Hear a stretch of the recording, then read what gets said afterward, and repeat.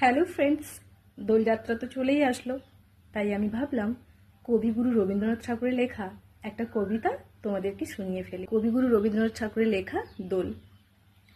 আলোক রসে মাতাল রাতে বাজিল কার বেনু, দোলের হাওয়া সহসা মাতে ছড়ায় ফুলের রেণু।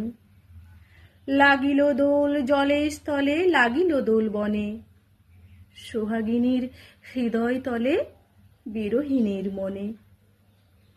মধুর মোরে বিধুর করে সুদূর কোন বেণুস্বরে, নিখিল হিয়া কিসের তরে দুলিছে অকারণে।